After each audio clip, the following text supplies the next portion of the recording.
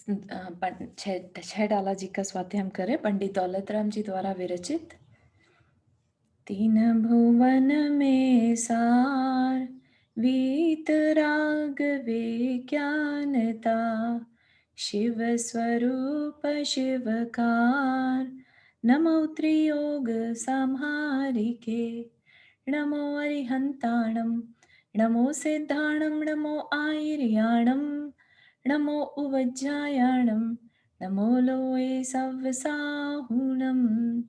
पंच परमेष्टि भगवान की जय। अगले 45 मिनट के लिए सभी प्रकार के पापों का त्याग करके सभी 9 बार नमो का मंत्र पढ़ लें।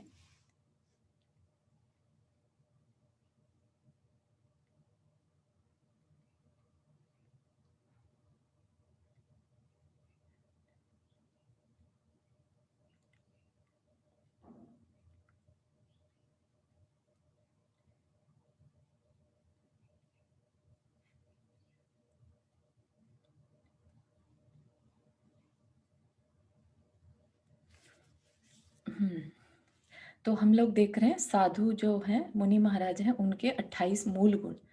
ठीक है, जो चारित्र में आगे बढ़ जाते हैं उनके क्या मूल गुण हैं। तो हमने देखा 5 महाव्रत, ठीक है, हिंसा आदि जो 5 पाप हैं उन्हीं का व्रत ले लेना, उन्हीं को रोक देना, है ना, 5 पापों को ना करने का नियम ले लेना। फिर 5 समिति, कि जब जो भी कार्य करेंगे हम समिति पूर्वक करेंगे, मतलब देखभाल के करेंगे। फिर 5 इंद्रिय विजय, ठीक है, जो भी इंद्रियों के विषय हैं उन पर विजय पाना।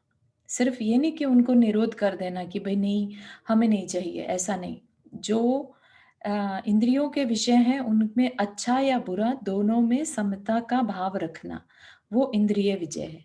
ठीक है ना, कोई बुरी चीज है तो भी कोई मन नहीं खराब करना कि हमें क्यों मिल रही है, बुरी चीज है ना। और कुछ अच्छा है तो भी अंदर में एक्साइट नहीं होना कि ये अच्छा है हमारे लिए, है ना, हमें और चाहिए, ऐसी फीलिंग नहीं आना। तो दोनों ही चीजों में समता रखना। फिर 6 आवश्यक, 6 आवश्यक में क्या देखा था हमने कि उनको सामायिक, है ना, फिर स्तवन स्तुति करना, वंदना करना, और क्या था प्रतिक्रमण कायोत्सर्ग, और एक क्या था 6 आवश्यक में, प्रत्याख्यान या स्वाध्याय। स्वाध्याय, हाँ हाँ, प्रत्याख्यान प्रतिक्रमण हमने जो गाथा पढ़ी थी उसके हिसाब से सामायिक, स्तुति, वंदना और स्वाध्याय, प्रतिक्रमण एंड लास्ट हमने क्या बोला, कायोत्सर्ग। ठीक है ना। तो ये उनके कायोत्सर्ग आवश्यक है कि कोई गलती अगर हो जाए तो उसके लिए प्रतिक्रमण कर लेना, है ना। वैसे तो महाव्रत है, वैसे तो समिति है, सब कुछ है, ध्यान से कर रहे हैं सब कुछ, लेकिन फिर भी मनुष्य है, ये कह लीजिए कि गलती हो सकती है, कषाय तो अभी भी है ना उनके भी। तो इसलिए प्रतिक्रमण, अगर कोई जान अनजाने में कोई गलती हो भी गई तो उसके लिए प्रतिक्रमण आदि। और फिर वंदना और स्तुति क्या है, भगवान की भक्ति से रिलेटेड 2 आवश्यक हो गए कि भगवान की पूजा भक्ति उनको नियमित करनी ही करनी है ना, वो पंच परमेष्ठि का स्मरण उन्हें करना ही करना है। और पहला था सामायिक, है ना, समता की साधना, वो उनको जरूरी है करना। और कायोत्सर्ग कि बाकी सब करने के बाद क्या टाइम समय बचा तो क्या करना, काय का उत्सर्ग करना, है ना, काय के उत्सर्ग की प्रैक्टिस करना, कि ये शरीर जो है मेरा नहीं है ऐसा मान के उसकी प्रैक्टिस करना। फिर अब इसके बाद 7 अन्य गुण, 7 अन्य गुण में थोड़े से गुण बचेंगे। हमने स्टार्ट कर दिया था पढ़ना कि हमने देखा था कि एक तो अस्नान, है ना, वो नहाते नहीं है, और अदंत धोवन, उनको दांत साफ करने का नहीं रहता, राइट। ये क्यों नहीं रहता होगा, पहली बात तो मुनि का शरीर अशुचि नहीं माना जाता, क्योंकि जिस शरीर में रत्नत्रय धारी आत्मा हो, राइट, वो शरीर कभी मलिन नहीं कहलाता, वो शरीर को देखना बल्कि मंगलमय कहलाता है ना। तो इसलिए उनके अस्नान अदंत धोवन का निषेध है कि अगर वो करेंगे तो फिर उसमें विकल्प होगा, उसमें हिंसा होने के चांसेस ज्यादा हैं। तो और ताकि शरीर से लगाव भी ना रहे, वैराग्य बना रहे, है ना, उसी के लिए। फिर नग्न रहना, नग्न रहना, या जो बाकी आमनाए वाले हैं वो थोड़ा बहुत कपड़े जो भी हैं वह रहता है उनके पास, उससे ज़्यादा नहीं, है ना? तो क्या कि भई प्रकृति ने उन्हें कैसा बनाया है, बच्चा जब आता है तब नग्न है। तो ऐसे ही बिल्कुल बच्चे समान रहना और अपनी ही कषायों को जीतना। अगर उनमें लज्जा है, राइट? किसी में अगर लज्जा है कि अरे मेरी नग्न कैसे रह सकता हूँ या ये, तो इसका मतलब अभी उनमें भय है ना? भय कषाय है। तो इसको जीतना भी उनके लिए ज़रूरी है। तो इस तरह से वो उनके समता को और बढ़ाता है। फिर केशलोच नहीं, केशलोच नहीं, हमने ये देखा था भूमि पर शयन करना, है ना? एक करवट में भूमि पर शयन करना। और कैसी जगहों पर रहते हैं? नॉर्मली शमशान, वीरान जगहों पर, है ना? और ऐसी जगह जहाँ पर किसी कहीं चोरी का इल्ज़ाम ना लगे कि वो किसी की पर्सनल प्रॉपर्टी ना हो, है ना? जब तक कि वो खुद अलाउ ना करे। तो ये 4 चीज़ें हमने देखी थी। और क्या रह गया दिन बाकी का? दिन में 1 बार आहार लेना, खड़े-खड़े अपने हाथ में, आहार भी कैसा लेना? 1 बार लेना, और कैसे लेना? हाथ में लेना, और केश लोच करना, अपने ही बालों को हाथों से खींच कर तोड़ देना, निकाल देना। तो उनको हम देखते हैं थोड़ा और आगे, क्या कह रहे हैं यहाँ पर? एक एक बार दिन में ले आहार, खड़े अलप निज पान में, केश लोच करत न डरत परिशय सो, लगे निज ध्यान में। तो क्या है कि एक बार दिन में ले आहार, दिन भर में एक बार आहार करते हैं। और क्या करते हैं? खड़े अलप, खड़े रहकर, है ना? खड़े रहकर आहार करते हैं निज पान में। और कितना अलप, मतलब थोड़ा बहुत जो भी करते हैं वो अपने हाथ में करते हैं। तो वो बता दिया कि निज हाथ में, कि कच लोच करत न डरत परिशय सो। कच लोच मतलब अम, बालों को, है ना? केश लोच, कच लोच इस केश लोच, करत न डरत, करते हैं। और कैसे? डरते नहीं परिशय से। परिशय क्या होता है? मुनि महाराज के 22 प्रकार के परिशय, परिशय होता है तकलीफें। 22 प्रकार की जो तकलीफें होती हैं उनसे डरते नहीं। आगे उनके नाम आएंगे, देखेंगे हम। लगे निज ध्यान में, और क्या करते रहते हैं? बस अपने ध्यान में लगे रहते हैं। ठीक है, तो क्या बोल रहे हैं कि वीतराग मुनि दिन में 1 बार खड़े खड़े अपने हाथ में रखकर थोड़ा आहार लेते हैं, केश का लौंज करते हैं, खींचते हैं। तो केश का लौंज क्यों करते होंगे? केश का लौंज इसलिए करते हैं कि अगर केश रहे तो उसमें कीड़े पड़ने की चांसेस हैं, राइट? केश होगा तो अपने आप में सुंदरता के भाव आते हैं। केश जो है पर्सन की सुंदरता की भावना को बढ़ाने वाला होता है ना? तो इसलिए केश लॉन्च करने का बहुत सारा है। और हाथ से ही क्यों करेंगे? क्योंकि अगर कहीं जाकर नाई से या उस तरह से कराएंगे तो उसमें परिग्रह का विकल्प रहेगा, है ना? कि कोई आके कर दे। तो बिना किसी पे निर्भरता रखे अपने ही हाथ से उसे खींच देते हैं। ठीक है? और 1 बार दिन में लेते हैं। तो ये सब किस लिए? एक ही बार क्यों? क्योंकि इंद्रियों को संयम करना है, और दूसरा शरीर का पोषण तप बढ़ाने के लिए करना है, ना कि शरीर के सुंदरता के लिए या उसके हेल्थ पर्पस से, है ना? सिर्फ अपने तप का ध्यान लगे निज ध्यान में। और क्या करते रहते हैं? अपने ध्यान में लगे रहते हैं। अरिमित्र महल सम महल मसान कंचन, कांच निंदन थुति करन, अर्घावतारन असी प्रहारन में सदा समता धरन। और भी बता दिया क्या करते हैं कि अरि मित्र, अरि होता है शत्रु, है ना? अरि और मित्र, शत्रु और मित्र में, महल मसान, महल में, और शमशान, मसान शमशान में, कंचन कांच, कंचन होता है सोना, और कांच हो गया जो बिल्कुल ही यूजलेस, है ना? कांच जिसका कोई वैल्यू नहीं है ना? निंदन, निंदा करने में, और थुति, कोई स्तुति करे तो स्तुति करने में, अर्घावतारन, पूजा करने वाले, असी प्रहारन, या कोई बहुत ही रिस्पेक्ट दे रहा है, या फिर कोई बिल्कुल ही तलवार से काट दे। मैं सदा समता धरन, मैं हमेशा क्या रखते हैं? समता रखते हैं। तो इस तरह की लाइफ मुनियों की होती है। क्यों होती होगी मुनियों की ऐसी लाइफ? क्योंकि उन्होंने अपनी आत्मा को पहचाना। ठीक है ना, आत्मा के ही स्वभाव में रहे आना उनका मेन कारण, मेन ध्येय रहता है, उद्देश्य रहता है। जब उन्हें पता है कि ये शरीर छूटने वाला है तो उससे कोई मोह नहीं है ना? और जो जितने भी मित्र, शत्रु, महल, शमशान, ये सब क्या है? ये सब चीजें भी टेम्परेरी हैं, है ना? क्योंकि उनका वैराग्य कितना है? जगत का इस स्वभाव को बताने वाली 12 भावनाएं जो हैं वो निरंतर उसका ध्यान करते हैं, है ना? क्योंकि 12 भावनाएं क्या है? संवर का कारण। और मुनि महाराज क्या करते हैं? कॉन्स्टेंटली अपने आप को संवर निर्जरा में डाले रहते हैं, है ना? आश्रव तो उनके होता रहता है, वो अलग बात है, लेकिन उनका ध्येय किस में रहता है? संवर और निर्जरा में। ठीक है ना? तो इस तरह से वो अपने आप को हमेशा समता की साधना में लगाए रहते हैं। ये हमने पढ़ लिया था। अब 22 प्रकार के परिचय, किस तरह की तकलीफ वो सहन करते हैं।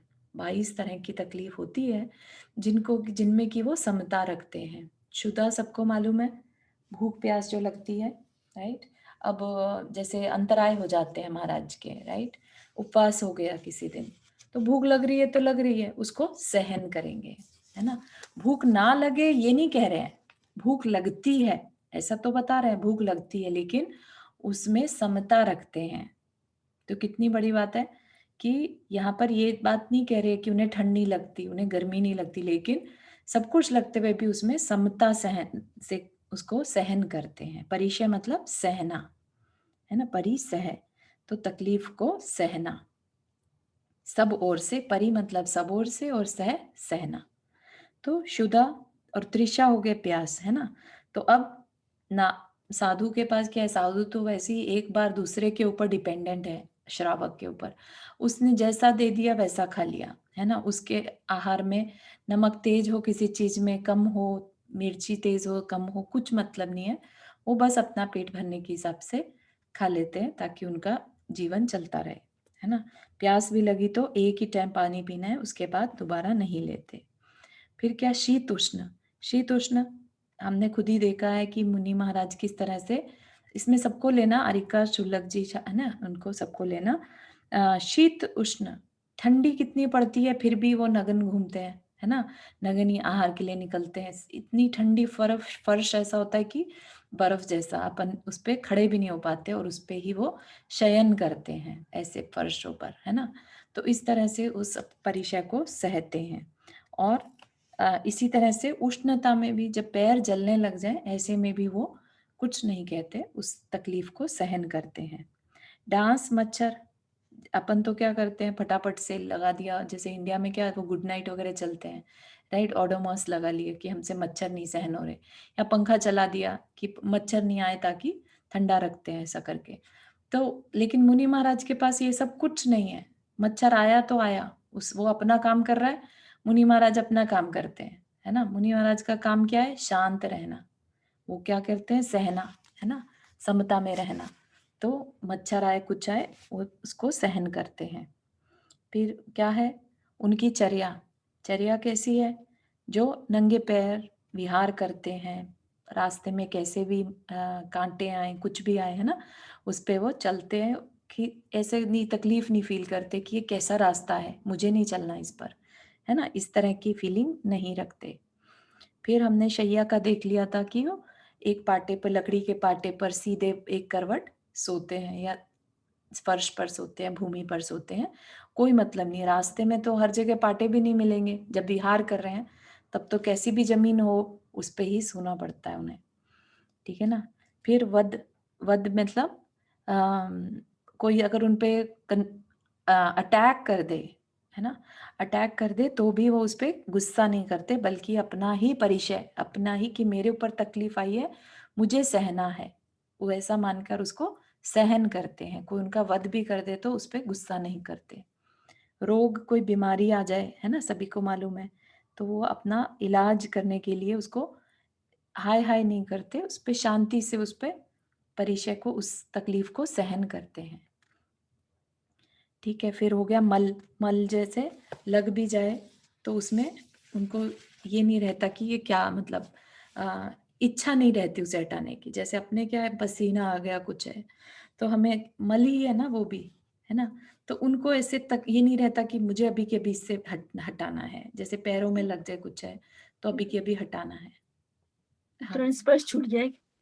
हाँ, तृण तुरंत स्पर्श। स्पर्श। हाँ, हाँ, हाँ, तृण स्पर्श इज़ मतलब कि कुछ भी चुभ जाए, है ना? तृण इज़ बेसिकली तृण यहाँ पर कोई भी तिनका चुभ गया, काँटा चुभ गया, कंकड़ चुभ गया, उस चुभन को बहुत समता के साथ सहन करना, है ना? फिर नग्नता, नग्नता भी एक तरह से परिचय है कि कोई आसान नहीं है नग्न रहना, है ना? दिन भर में कितने कितने शहरों से उन्हें निकलना पड़ता है, क्या-क्या लोग उन्हें देखकर नहीं बोलते, उस चीज़ को उन्हें सहना पड़ता है। फिर अरति, अरति क्या है? कि विपरीतता कोई भी हो, है ना? उन्हें अपने अंदर में जैसे हमें कोई चीज़ नहीं पसंद आती तो हम क्या उदास से हो जाते हैं। उन्हें चीज़ उस ये भी उनके लिए एक परिचय है कि वो उसमें अरति नहीं दिखाएँगे। अगर कोई ऐसे अनिष्ट संयोग हो जाए या कोई ऐसी परिस्थिति आ जाए जो उन्हें नहीं पसंद है, तो वो उसमें भी समता का भाव रखेंगे, ऐसा परिचय है उनका। फिर स्त्री हो गई कि अब हैं तो वो मुनि महाराज, है ना? किसी तरह से काम पर अपने कंट्रोल रखे हैं, तो वो भी एक तरह की उनके लिए बाधा है, जिसे उन्हें सहना पड़ता है। हो सकता है कोई बहुत ही सुंदर स्त्री आकर उनके सामने बैठ जाए, कुछ भी है ना? अब उनको कैसे उस चीज़ को सहन करना है? उनको अपने अंदर वैराग्य को बढ़ाए रखना है कि नहीं, मेरे लिए ये कोई मैटर नहीं रखता है, ये सब बाहरी शरीर की चीज़ें हैं, है ना? तो इस तरह से फिर निषधा, निषधा में कि जैसे सामायिक के समय है, जिस भी आसन में बैठे हैं, उसी आसन में बैठे रहें, बिना विचलित हुए। तकलीफ हो भी रही है तो उसे सहन करते हैं। फिर आक्रोश, आक्रोश परिचय कैसे है? कि किसी ने उन्हें बहुत बुरा कह दिया, तो भी वो क्या करते हैं? आक्रोश नहीं करना, ये उनको सहन करना है। आक्रोश नहीं करना इज़ देयर परिचय है। इस चीज़ को उन्हें सहन करना है। फिर याचना, याचना में क्या होगा जैसे कहीं पर खाना नहीं मिला, आहार नहीं मिला उन्हें, है ना? तो चलते जाएँगे कुछ ऐसे, लेकिन ऐसा नहीं कि भई अपने को दीनता रूप दिखाएँ, याचना नहीं करना, मिलेगा तो ठीक है, नहीं मिला तो वापिस आ जाएँगे, ऐसा, है ना? याचना परिचय, उसको सहन करना। फिर क्या है सत्कार, पुरस्कार, ये तो सभी जानते हैं कि उन्हें कहीं मुनि महाराज का कभी ठीक है, यश कीर्ति का उदय चल रहा है, तो उनको बहुत नाम हो गया सब जगह, है ना? अब उन्हें उनका नाम नहीं हुआ तो दूसरे का नाम हो रहा है और उनका नहीं हो रहा तो हो सकता है उन्हें एक तरह की तकलीफ ही है जिसे उन्हें सहना पड़ता है। और या फिर किसी का बहुत सत्कार हो रहा हो तो अंदर में मान आने का भी बहुत खतरा रहता है, तो उस चीज़ को भी उन्हें परिचय मानकर उसे सहन करना पड़ता है। अलाभ, अलाभ मतलब कि गए थे आहार के लिए नहीं मिला, है ना? तो वो अलाभ हो गया उनके, तो उनकी एक तरह की तकलीफ है, जो चीज़ चाहिए या नहीं मिला उसमें, तो उसमें भी संतुष्टि रखना, है ना? तो ये चीज़ हो गया। फिर अदर्शन, अदर्शन क्या है? अ, अदर्शन है कि मुनि मार्ग से कुछ भी कह लें लेकिन उससे डिगना नहीं, है ना? कई-कई बार क्या है कि भई उनके भी अंदर ऐसा हो सकता है कि कुछ डाउट्स आ जाएँ, कुछ भी हो सकता है, राइट? तो इसलिए उसको भी तकलीफ समझकर सहन करना और उसका सही सॉल्यूशन निकलवाना रादर देन मुनि अपने पद को ही छोड़ देना, है ना? ऐसा। फिर प्रज्ञा, प्रज्ञा क्या है? प्रज्ञा मतलब अपनी पंडिताइन मतलब अपने ज्ञान का अहंकार नहीं होना, है ना?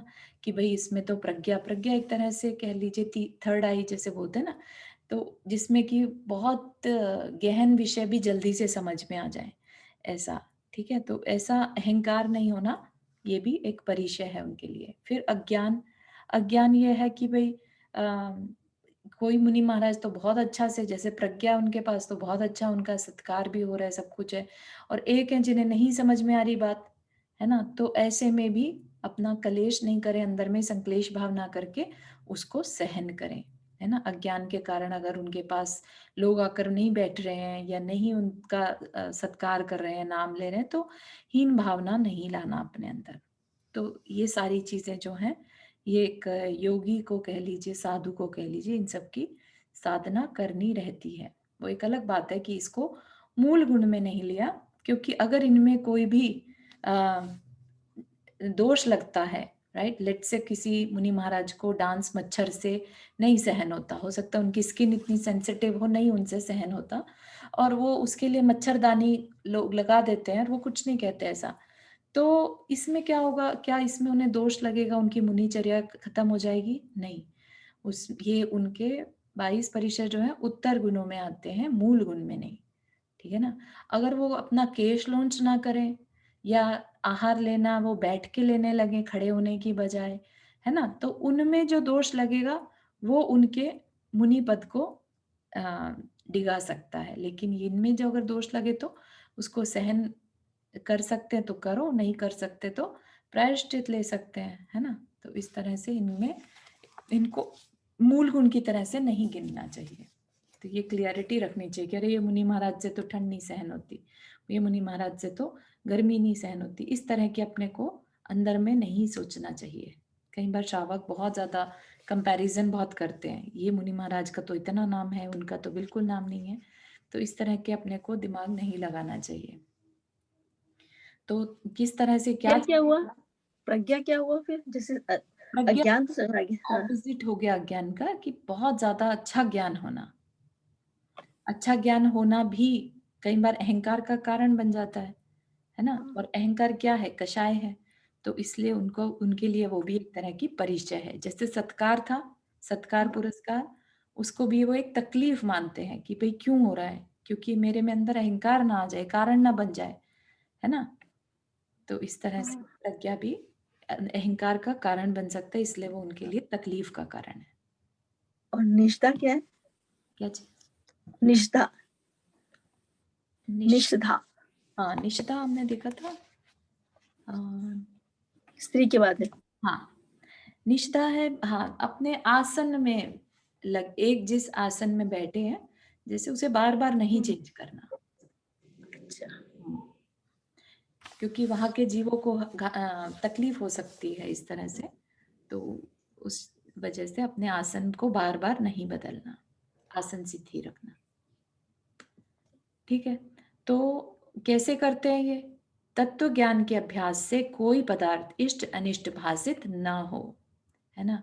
जैसे लाभ अलाभ में नाम हो ना हो, है ना? आहार मिले ना मिले, मच्छर काटे, चाहे सर्दी गर्मी लगे, कोई भी पदार्थ से इष्ट अनिष्ट भाषित न हो, दुख के कारण मिलने से दुखी ना हो तथा सुख के कारण मिलने से सुखी ना हो, किंतु गे रूप से उसका ज्ञाता ही रहे, बस उसको देख रहे हैं और जान रहे हैं, वही सच्चा परिचय जय है ना? तो सोचिए, कहाँ तो ये एक सिंपल श्रावक से यात्रा शुरू करी और आज की डेट में कहाँ पहुंच गए? सोचिए कि दुख के कारण मिलने से दुखी ना हो और सुख के कारण मिलने से सुखी ना हो, है ना? क्या करें? कंप्लीट समता की साधना। तो समता ही समाधि है, राइट? कहते हैं ना समाधि मरण। तो समाधि क्या है? पहले प्रैक्टिस तो करें समता की, नहीं तो समाधि मरण कैसे कर पाएंगे? तो इसलिए मुनि महाराज इतनी तपस्या करते हैं कि अंत में अच्छा समाधि मरण करके अपना जीवन त्यागे और फिर आगे जो है उनका जितने भव कम हो सके उतने भव वो कम करें। और भव कम होने का मतलब कर्मों का कटना, है ना? कर्मों का क्षय हो पाना। ठीक है?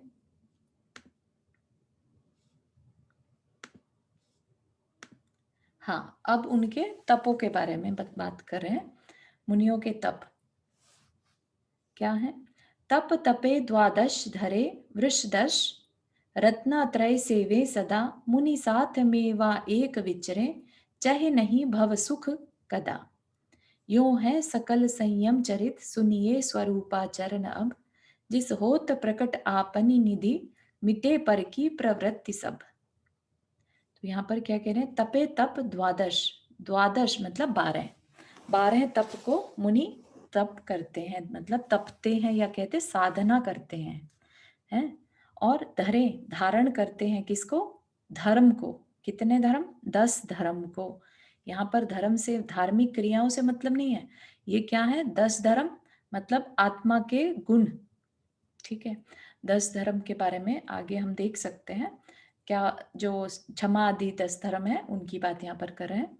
रत्नत्रय सेवे सदा। रत्नत्रय मतलब सम्यक दर्शन, सम्यक ज्ञान, सम्यक चारित्र। ठीक है, सम्य रत्नत्रय सेवे सदा, और उसी की सेवा सदा करते हैं। मतलब उसी के लिए उनके मन में आदर रहता है कि सेवा करनी है किसी की। अगर कह लीजिए नौकरी करनी है, राइट, जैसे सेवा करना है तो सिर्फ किसकी करेंगे? रत्नत्रय की, भीतरार्थता की। मुनि साथ मेवा एक विचरे, कि संग में साथ में रहे या अकेले ही विचरे, चाहे नहीं भव सुख कदा। और वो कभी भी भव सुख को, संसारिक सुख को नहीं चाहते।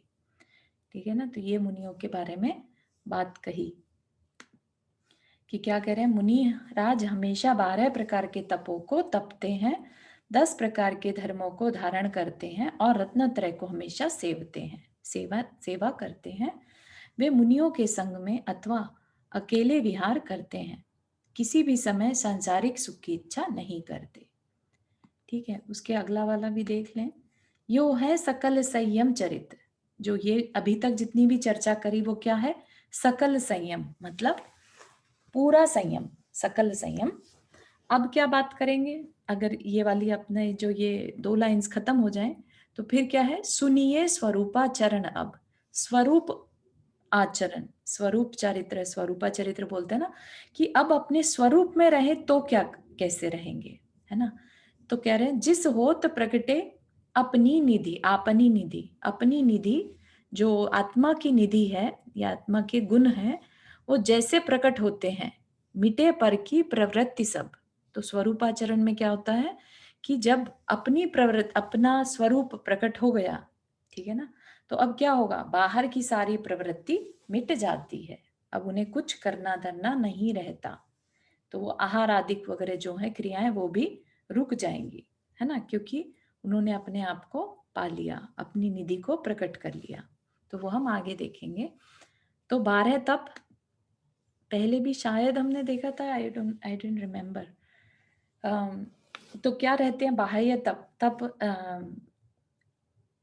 तपसा निर्जरा च, ऐसा भी सुनने में आता है ना तत्वार सूत्र जी में, कि तप से निर्जरा होती है।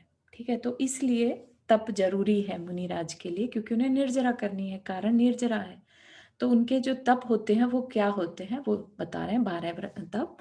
अनशन, अनशन जब उपवास कह लीजिए, अनशन ना खाना, है ना, न अशन मतलब अनशन ना, न खाना। ठीक है, उपवास आदि करना कि भाई आज मैं पूरा दिन अपनी आत्मा के पास रहना चाह रहा हूँ, मुझे आज आहार नहीं करने। इस तरह से कई मुनिराज कई कई दिन तक निकाल देते हैं, जैसे उन्हें सामायिक में बैठ गए, अब 3 दिन लगातार बस सामायिक में ही बैठे हैं, उन्हें अच्छा लग रहा है, तो वो क्या है? एक तरह से तप कर रहे हैं। कौन सा तप? अनशन तप। ठीक है, फिर अवमोदार्य, अवमोदार्य मतलब अपनी भूख से कम खाना। तो वह अवमोदार्य कि भाई भूख तो बहुत लगी थी लेकिन एक ही ग्रास लेके वापस आ गए, इस तरह का तप करना अवमोदार्य। फिर है वृत्ति परिसंख्यान। वृत्ति परिसंख्यान में क्या रहता है कि आहार लेने के लिए कोई, अब आहार लेने का मन नहीं है तो वृत्ति को डिफिकल्ट रख सकते हैं, और अगर आहार लेने का मतलब अगर लग रहा है कि श्रावक कर पा रहा है या जो भी है, वृत्ति परिसंख्यान होता है आहार लेने से पहले मन में एक नियम का ले लेना कि भाई आज ये चीज मिलेगी, अगर देखने में आएगी, श्रावक के पास होगी, तब मैं ये आहार लूंगा, नहीं तो नहीं लूंगा, है ना। वृत्ति परिसंख्यान तो कितना भी करके अपने ही पुण्य की परीक्षा करते रहना कि लाभ का पुण्य होगा तो मिल जाएगा आहार, नहीं होगा तो ठीक है, कोई नहीं, हम ही ने अलाभ का बांधा होगा, वापिस आ जाएंगे, है ना। तो इस तरह का संयम, अपने पुण्य की परीक्षा करना। रस परित्याग। फिर रस परित्याग में क्या, सबको ही मालूम है, कोई ना कोई रस को छोड़ देना, रस परित्याग। तो ये तप किस लिए कर रहे हैं? सारे के सारे जो भी है, आप नोटिस कर रहे होंगे सब तपों में इंद्रिय विजय का मेन पर्पस है, किसी तरह से इंद्रिय विजय कर सके। रस परित्याग क्या है? रसना इंद्रिय पर नियंत्रण रखना या उस पर विजय करना। फिर विविक्त शय्यासन, वो हमने देखा था मुनि महाराज के 28 मूल गुण में, है ना। तो वो विविक्त शय्यासन, एक ही शय्य आसन पर सोना, है ना, विविक्त शय्यासन। और काय कलेश, शरीर को तरह तरह से कलेश देना। जैसे हमने परिष्ठा में देखा, ठंड लग रही है तो कुछ नहीं कहना, गर्मी लग रही है तो कुछ नहीं कहना, केश लॉन्च करना आदि आदि, ये क्या है, काय कलेश। शरीर को कष्ट देने पर भी घबराना नहीं, है ना। शरीर की साज सवार नहीं करना, शरीर कष्ट में है तो कोई दिक्कत नहीं है, ये भी तप में आ गया। तो ये तो हो गए 6 जो है बाह्य व्रत, जो ब्लू में दिख रहे हैं, ये क्या है, बाह्य के तप जो बाकियों को देखने पर दिखाई दे। लेकिन कुछ तप ऐसे भी हैं जो अंदर, अभ्यंतर तप हैं। अभ्यंतर तप मतलब अंदर ही अंदर चलते हैं, जो दिखाई नहीं देते, और उससे क्या होता है, तप से कर्म की निर्जरा बहुत होती है। तो ध्यान से देखिएगा इसको, कि ऐसा करने से भी निर्जरा हो सकती है। क्या है, प्रायश्चित। प्रायश्चित, चित्त को क्लीन करना, अंदर में जो कभी गलती दोष लग गए उनको शांत करना, है ना, प्रायश्चित। तो प्रायश्चित, दोष जो कभी लग जाते हैं, है ना, दोष लगने पर अंदर में क्योंकि जैसे महाव्रत लिए उन्होंने, पंच समिति से काम करना, 6 आवश्यक करना, किसी में भी दोष लग सकता है ना। तो उसमें अपने आप को अंदर में अंदर के भावों में भर कर, कि भाई हाँ, मुझे गलती नहीं करनी चाहिए थी, मेरे मेरे पास प्रमाद था, मेरा मन नहीं किया उस टाइम, लेकिन मेरा एक गलती है। तो गुरु के पास जाकर ऐसा कह देना, है ना। या अपनी बात, जैसे हमने पढ़ा था कि मुनि को हितमित प्रिय वचन बोलना, है ना, लेकिन किसी ने कड़वे वचन कह दिए। तो इस तरह के बातों को लेकर प्रायश्चित करना, पश्चाताप करना, है ना। तो और इसको दंड के रूप में नहीं मानना, दंड नहीं मानना, बल्कि खुशी खुशी लेना कि मेरी आत्मा इससे निर्मल हो रही है ना। जब हम अपनी ग्लानि को, अपने दोषों को एक्सेप्ट कर लेते हैं, और उसके ऊपर हम दूसरे से नियम भी ले लें कि हाँ ठीक है, हमसे गलती हो गई, हमें कोई प्रायश्चित दे दीजिए, तो हमारी आत्मा क्या हो जाती है, इससे निर्मल हो जाती है। तो आत्मा की निर्मलता के लिए ये आभ्यंतर तप जरूरी है। तो इसी के अंदर प्रतिक्रमण करना, आलोचना आदि करना, निंदा ग्रह करना, ये सब आ जाता है। ठीक है, फिर क्या है, बता रहे विनय, विनय करना। तप में बता दिया, विनय को एक प्रकार से मोक्ष का द्वार भी कहा गया है, कि जो अपने से ज्ञान में बड़े हैं, दीक्षा में बड़े हैं, है ना, उनके प्रति विनय रखना। विनय क्या है, बेसिकली अपने मान को नीचा रखना। भले ही कितना भी अच्छा मान ज्ञान हो, राइट, लेकिन अगर किसी की दीक्षा आपसे पहले हो गई है तो नो मैटर व्हाट, एक गुरु है या बड़े हैं, उनकी विनय करना ही करना। तो ये एक तरह का तप हो गया, कि पता है अंदर में कि नॉलेज खुद में ज्यादा है, और जो सामने वाला कह रहा है वो कम कह रहा है, लेकिन उसका पद बड़ा है। तो ऐसा नहीं कि सबके सामने उसको कह दो कि नहीं नहीं, तुम ये ठीक नहीं बता रहे हो, ऐसा है, राइट। तो ये क्या है, विनय बहुत बड़ा तप है, इसको इवन मोक्ष का द्वार कहा है। क्योंकि जब धर्म के प्रति, आचार्यों के प्रति विनय होगी, तभी उनकी बात मानने का मन करेगा, है ना। तो बात मानेंगे तभी तो उस पर चल पाएंगे। तो इसलिए विनय को मोक्ष का मार्ग भी बताया है। तो इसको हमें समझना चाहिए, ज्ञान की विनय करना, दर्शन की विनय, चारित्र की विनय, तप की विनय, ऐसे मुनि को ये सब, और श्रावक को भी, मतलब ये सब करना चाहिए, जरूरी है उनके लिए। ठीक है ना, नहीं तो वो अपने चारित्र का पालन नहीं कर पाएंगे, है ना, हर तरह से। नहीं तो अहंकार आ जाएगा, और अहंकार आ गया और एक भी गलत स्टेप उठा लिया तो उनकी मुनि पद जा सकता है। फिर वैयावृत्ति, वैयावृत्ति में दूसरे जो साधु हैं, है ना, उनको अपने मन वचन काय से उनकी सहायता करना, वो हो गया उनके वैयावृत्ति कहलाता है। तो एक तरह से सिमिलर एज विनय, राइट, कि कोई साधु, साधर्मी जो उनके जैसा ही है और इस समय कष्ट में है, तो ये नहीं सोचना कि मेरे मेरे मेरी तो वैयावृत्ति श्रावक करता है, मैं क्यों करूं, है ना। साधु क्या करेगा, मन वचन का इससे फिर उस साधु की, दूसरे साधु की तकलीफ को दूर करने की कोशिश करता है। ठीक है, ये वैयावृत्ति। अगर आपको याद हो तो विष्णु कुमार मुनिराज ने बाकी मुनियों की तकलीफ को दूर किया, तो ये क्या हो गया, ये वैयावृत्ति नाम का उनका तप हो गया। ठीक है। फिर स्वाध्याय तप। स्वाध्याय तप में वैसे तो सभी जानते हैं स्वाध्याय करना, लेकिन यहाँ पर और क्या है, स्व का अध्ययन करना, अपने आत्मा में किस तरह के परिणाम हो रहे हैं इस चीज को भी देखना। खाली जानकारी कर लेना, ज्ञान हासिल कर लेना, ऐसा नहीं है ना। और अपने अंदर में अगर कोई संशय आ रहा है तो उसको दूर करना, ऐसा नहीं कि गलत बात समझ में आ गई तो उसको कंटिन्यू कर रहे हैं। तो ये सब क्या है, ये स्वाध्याय। इससे क्या है, स्वाध्याय से फायदा, इससे वैराग्य बढ़ता है ना। अपने अंदर के कैसे परिणाम हो रहे हैं, अच्छे नहीं है तो प्रायश्चित करना, है ना। अहंकार आ रहा है तो इसका मतलब विनय कम हो रही है, तो फिर उस पे वर्क करना। तो ये सब कैसे पता चलता है, स्वाध्याय से। ठीक है। फिर व्युत्सर्ग हमने कल ही पढ़ा था, तो अपनी शरीर से ममत्व का कम करना, व्युत्सर्ग। और ठीक है, ये तो हमने कल अच्छे से ही पढ़ लिया था, तो हमें ज्यादा काय का उत्सर्ग करना, व्युत्सर्ग, ये तप है। क्योंकि उतनी देर के लिए शरीर जो कि हमारे इतने निकट है उसको भी त्याग देना, है ना। त्याग कर देना इस तप।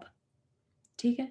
बाकी में इच्छाओं जैसे अनशन वगैरह थे, अवमोदार है, उसमें क्या था, हमने अपनी थोड़ी देर के लिए भूख का त्याग कर दिया। लेकिन यहाँ पर क्या है, ये तो शरीर का ही त्याग कर दिया, मन से उसका त्याग कर दिया। कोई कह नहीं रहा है, कोई देख नहीं रहा है, क्योंकि कायोत्सर्ग करेंगे तो मन में करेंगे, है ना।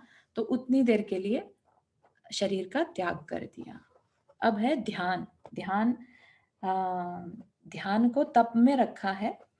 और ध्यान हमने पढ़ा था 4 प्रकार का है, आर्त ध्यान, रौद्र ध्यान, धर्म ध्यान और शुक्ल ध्यान। याद है आप लोग को? हाँ। है ना। तो आर्त ध्यान मुनि महाराज के हो सकता है, ऐसा नहीं मानिएगा कि मुनि महाराज को कभी तकलीफ नहीं हो सकती, दुख नहीं हो सकता। उनको चोट लगती है तो दुख हो सकता है, तो ऐसा नहीं मानिएगा कि उन्हें कभी गलती से भी आर्त ध्यान नहीं हो सकता। आर्त ध्यान हो सकता है, लेकिन रौद्र ध्यान नहीं होगा। रौद्र ध्यान कहाँ तक होता है, 5वें गुण स्थान तक, श्रावक के हो सकता है, उसके ऊपर नहीं, क्योंकि उसके लिए जो तीव्र कषाय चाहिए रहती है वो उनके नहीं रहती।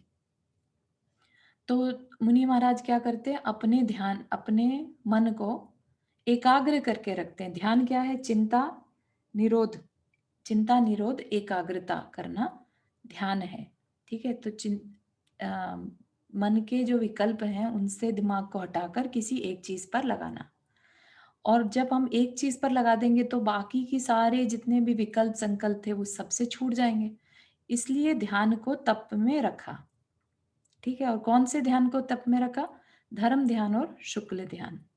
ये मत मानिएगा कि आर्त ध्यान रौद्र ध्यान को भी तप में रखा, हालांकि है वो भी ध्यान, लेकिन वो 2 ध्यान जो हैं, आर्त ध्यान रौद्र ध्यान, वो कल्याणकारी नहीं रहते। ठीक है। अब होते हैं ध्यान, और एक श्रावक की अवस्था में या कषाय की तीव्रता में वो हो जाते हैं, लेकिन यहाँ पर किस तप की बात की जा रही है, धर्म ध्यान और शुक्ल ध्यान, जो कि कर्म की निर्जरा में कारण बनते हैं। तो धर्म ध्यान में 4 धर्म ध्यान रहते हैं, है ना। क्या 4 हैं, आज्ञा, अपाय, विपाक और संस्थान। ये नाम है, टेक्निकल नाम है, हो सकता है कई कई लोग के लिए आज का विषय थोड़ा टेक्निकल जा रहा हो, है ना। तो अब कभी कभी मतलब हो जाता है, अभी इसको और इजी बनाने की कोशिश करूं भी तो नहीं हो पा रहा है। तो ठीक है। तो एक बार ये दोबारा बताओगे जो 4 तुमने अभी अभी हाँ बताए हाँ, नाम? बिल्कुल बिल्कुल, है ना। तो धर्म ध्यान, धर्म ध्यान मतलब ऐसा ध्यान जो अपने को कुछ अच्छी बातों में लगाए, है ना। अभी इससे बहुत ज्यादा कर्म की निर्जरा तो नहीं होती, लेकिन इसको धर्म ध्यान कहा है। क्या, मन अच्छे विचारों में मन को स्थिर करना। तो क्या है, आज्ञा विजय। आज्ञा विजय में क्या रहता है कि जो वीतराग गुरु ने कहा है, केवली ने बोला है, बताया है, शास्त्र में लिखा है, उसको आज्ञा मानकर उसका विचार करना, तो आज्ञा विजय। ठीक है ना। उस पे उसको वैसा ही मानना कि हाँ ये बताया है, तो उसका ध्यान करना कि क्या बताया है ना। तो जो पढ़ा है उसके बारे में सोचना कि ये बताया है, तो वो आज्ञा विजय। विजय मतलब विचार करना। ठीक है। और ध्यान क्या है, बेसिकली मन को बाकी सारे विषयों से हटाकर एक जगह पर स्थिर करके विचार करना, किसी एक विषय में विचार करना। तो क्या हम क्या क्या कर सकते हैं? आज्ञा में विचार कर सकते हैं कि भाई वीतराग वाणी में क्या बताया गया है। फिर अपाय विजय, अपाय में क्या? दूसरे की दुख तकलीफ को दूर कैसे कर सकते हैं। अपाय, अपाय मतलब जैसे उपाय बोलते हैं ना, तो ऐसे उपाय क्या है उसका, दूसरे की तकलीफ, अपनी तकलीफ दूर करने का उपाय क्या है, वो क्या हो गया? अपाय विजय। चाहे तकलीफ कह लो या जो परिणाम तकलीफ दे रहे हैं, उसके राग द्वेष वाले परिणाम, मोह के परिणाम, उनको कैसे दूर किया जा सकता है, वो अपाय विजय। तो जैसे मुनि महाराज के पास बहुत सब लोग आते हैं, तो वो क्या करते हैं, वो थोड़ा ना कि उनमें इंटरेस्ट लेते हैं। ऐसा नहीं कि उनको एक कहानी सुनने में मजा आ रहा है, उनके घर की स्टोरी सुनने में मजा आ रहा है, ऐसा नहीं। वो उस चीज को फिर अपाय विजय में कि भाई ये क्यों इस तरह से तकलीफ उठा रहा है, क्या इसकी कषाय देखो किस तरह से इसको तकलीफ दे रही है। तो इस तरह से वो उसको एनालाइज करते हैं, चिंतन करते हैं। तो जिस समय वो एक श्रावक को कुछ उपदेश दे रहे हैं, तो भी वो तप चल रहा होता है उनका, क्योंकि उनका धर्म ध्यान चल रहा है। तो वो हो गया अपाय विजय। फिर विपाक विजय, विपाक विजय में मतलब दुख का वो करते हटाते हैं उनके। हाँ, दुख को दूर करने का उपाय पर चिंतन करना कि क्या कारण है दुख का और इसको कैसे दूर किया जा सकता है। हाँ। हम्म।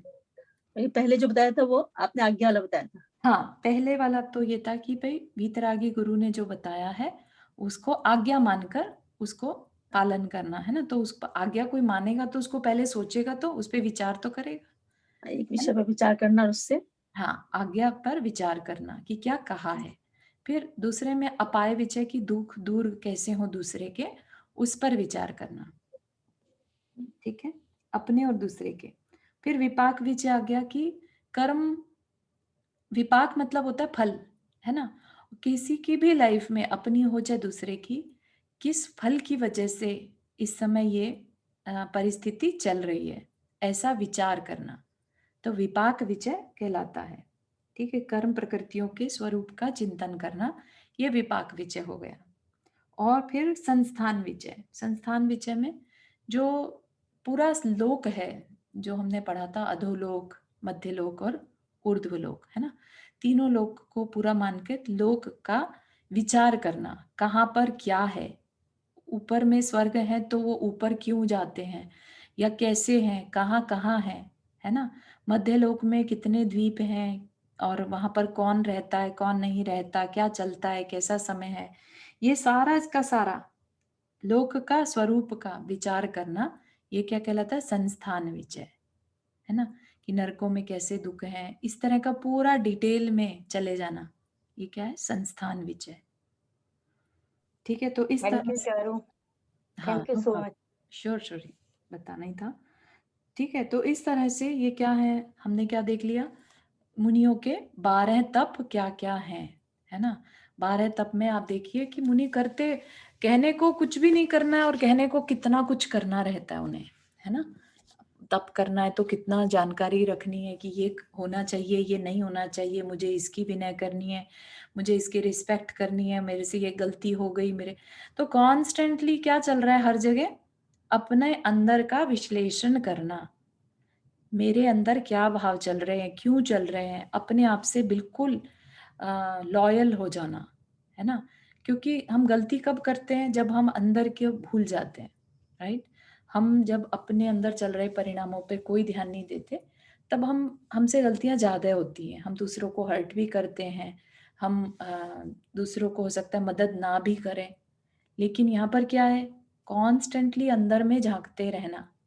बाह्य तप तो भले ही थोड़े टाइम के लिए होगा, जैसे अनशन कर लिया, उमोदार्य कर लिया, सुबह सुबह वृत्ति परिसंख्यान करके चले, रस परित्याग मॉर्निंग में खत्म हो गया, विविक्त शय्यासन है तो सोने के टाइम कब होगा, कायिक क्लेश है तो वो भी थोड़े टाइम। तो बाह्य तप तो कभी कभी होंगे, लेकिन अभ्यंतर तप तो निरंतर चलते हैं, है ना। तो निरंतर कर्मों की निर्जरा करने का उनके पास मौका रहता है, तो उनका काम ही यही है। उनका काम ही यही था कि ये मुनि बने ही इसलिए थे कि हमने जान लिया 7 तत्वों के बारे में, अब हमें सिर्फ अपने संवर और निर्जरा तत्व पर कार्य करना है ताकि हम मोक्ष तत्व को पा सके, है ना। इसी में तो अपना जीवन पूरा वो निकाल देते हैं। ताकि मोक्ष तत्व को पा सके। ठीक है। इसके चारू बाद जी, जी, आपने जो पहले 28 क्या बताए थे वो मुझे मूल थोड़ा गुण। सा हाँ मूल गुण, हाँ, हाँ जी, कौन से 28 मूल गुण हमने देखे थे। 5 महाव्रत, 5 समिति, 5 इंद्रिय विजय, 6 आवश्यक और 7 अन्य गुण, है ना। अन्य गुण में अदंत, स्नान, अदंधोवन, वो सब आ गए थे। तो टोटल 28 हो गए थे। ठीक है ना। 5 5 5 15, 6 21, 21 और 7 28। या 5 महाव्रत, 5 समिति, 5 इंद्रिय, 6 मुनि क्रिया एंड 7 मुनि के शेष गुण, राइट? जी हाँ, बिल्कुल। Okay, thank you. हाँ सही। ठीक है, और किसी को कोई प्रश्न before we end the class? Next छेडाला में हम धर्म के बारे में देखेंगे, हाँ हाँ, ठीक है। है ना। और मंडे को कोई क्लास नहीं है, जस्ट जानकारी के लिए। ओके, हाँ, हम लोग यहाँ है नहीं।